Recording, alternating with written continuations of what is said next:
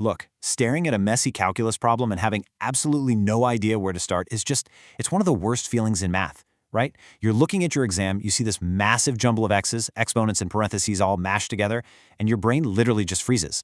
I know that intense panic. It feels like hitting a brick wall. But in today's explainer, we're totally stripping away that confusion. We are going to break down exactly why students miss derivative points, and I promise you, by the time we finish walking through this, we're going to build a step-by-step rescue plan to get you through literally any problem. So honestly ask yourself, why do you freeze when these hit your desk on a midterm? Is it the letters? The sheer length of the equations? Usually, it's just a lack of a solid, structured system. When you don't have that reliable system, panic takes over, right? But we're going to build a foolproof method right here, right now. By the end of this explainer, you'll be able to look at any messy function and know exactly how to break it down without a single ounce of second guessing. Here's the exact path we're going to take today. First, the foundation. Then, the tag team trap, followed by where points are lost, a high-stakes exam problem, and finally, building muscle memory. Let's jump right into part 1, the foundation, building the baseline with the power rule. Okay, so let's start with the fundamental building block of, well, everything else, the power rule. Think of this as your bread and butter. If you've got a variable raised to a power, this is your immediate go-to move. The logic here is incredibly simple. It's basically a three-part dance. You just grab the exponent, you physically pull it down to the front to multiply, and then subtract 1 from that original exponent. That's it. That's the core logic. It shows up in almost every single derivative problem you'll ever face, which is exactly why it's our foundation.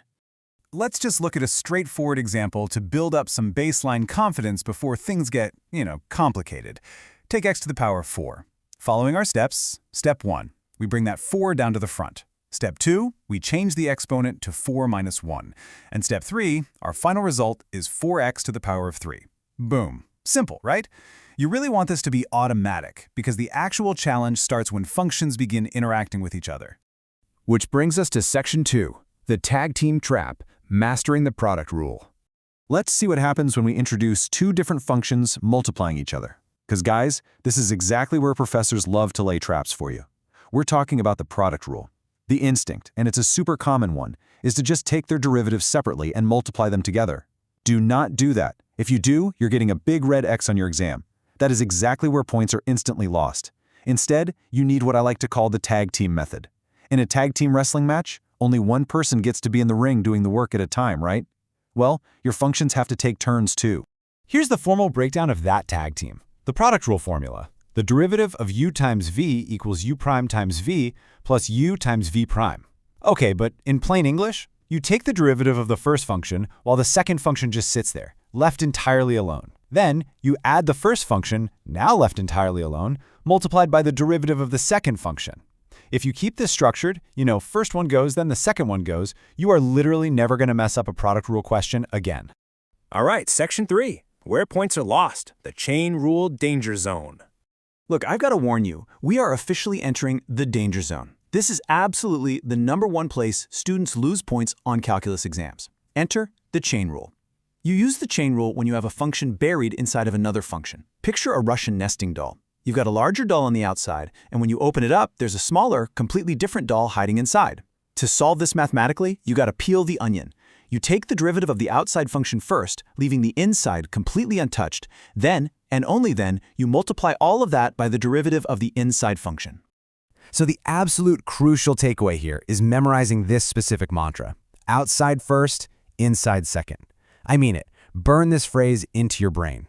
When the pressure of the exam is on and you're sweating, repeating this mantra is what prevents you from making the fatal error of forgetting to multiply by the derivative of the inside function.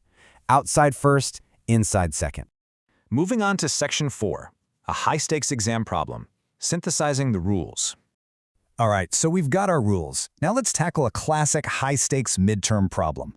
This is exactly the kind of question your professor is going to throw on a test just to force you to synthesize all these rules together in one massive swing. We need to find the derivative of y equals x cubed multiplied by the quantity 2x minus 5, all raised to the power of 4. Notice how this demands literally everything from us. First, we've got a multiplication dot. We have two distinct components multiplying, x cubed and that larger group. Since they're multiplying, we need our tag team, the product rule. But wait, look closely at that second part. It's an entire function, 2x minus 5, trapped inside an outside power of 4. A function inside a function. That means we also need the chain rule nesting doll. Let's methodically step through this, relying entirely on our structure. Tag team time. Step 1, the first guy works. The derivative of x cubed is 3x squared. Step 2, the second guy is left alone, so we just write down 2x minus 5 to the fourth. Then we add step 3. The first guy is left alone, so x cubed. And finally, step 4. It's the second guy's turn to work. But remember, this second guy is a Russian nesting doll. So this is exactly where we have to execute the chain rule. And warning! This right here is the exact, precise fraction of a second where thousands of students lose their points. They bring the 4 down, they drop the power to 3, and they just stop. They completely forget the inside doll. They forget the mantra. But here is our chain rule rescue. Watch carefully. Outside first. That power of 4 comes down to the front. We leave the inside exactly as it is, 2x minus 5. And we drop that outside power to 3.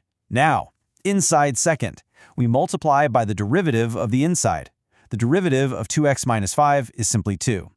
We absolutely must multiply by that 2 at the end. Literally, that little times 2 is the difference between an A and a C on this exam. And here is the fully assembled, beautiful, clean equation. The derivative y prime equals 3x squared times 2x minus 5 to the fourth plus x cubed times the whole chain rule sequence 4 times 2x minus 5 to the third times 2. From there, you just multiply the 4 and the 2 together to clean it up to an h, and you are totally done. Honestly, seeing it laid out like this proves that structured execution completely eliminates the need for panicking. We just let the rules do the heavy lifting for us. Which brings us to our final section. Section 5, building muscle memory, securing your grade. But hey, here's a quick reality check. Understanding the logic by watching me walk through these problems, that's really only the first step. Knowing the path isn't the same as actually walking it. Now you have to build the muscle memory so you can avoid these traps permanently when you're sitting all alone in that exam hall.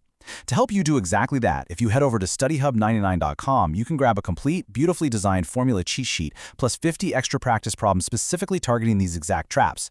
I highly recommend you check out the link in the description and the pinned comment to solidify the skills we just built.